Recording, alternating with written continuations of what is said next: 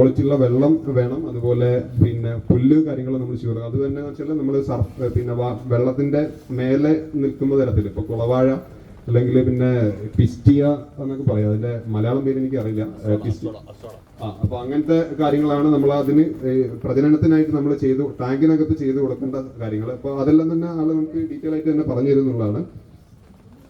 മെയിലും ഫീമെയിലും തിരിച്ചറിയുന്നത് എന്തായാലും നമുക്ക് ഇതിനകത്ത് നമ്മളെ ബൈ എക്സ്പീരിയൻസ് നമ്മൾ സ്വായത്തമാക്കേണ്ട ഒരു കഴിവ് തന്നെയാണ്. അപ്പൊ ഇതൊരു തുടക്കം എന്നുള്ള രൂപത്തിൽ നിങ്ങൾക്ക് എന്തായാലും ഒരു ആദ്യഘട്ട എക്സ്പീരിയൻസ് എന്തായാലും ഇവിടുന്ന് കിട്ടും. അതിനുശേഷം പിന്നെ നിങ്ങൾ തന്നെ ഇടയ്ക്ക് വളർത്തുന്ന ആളുകളാണെങ്കിൽ ഒരു 700 ഗ്രാം ഒരു 600 ഗ്രാമിനൊക്കെ മുകളിലായി കഴിഞ്ഞാൽ നിങ്ങൾക്ക് തന്നെ കുറച്ച് മീനിനൊക്കെ പിടിച്ചിട്ട് നോക്കി കഴിഞ്ഞാൽ മനസ്സിലാക്കാൻ പറ്റും എങ്ങനെ തിരിച്ചറിയാം എന്നുള്ളത്.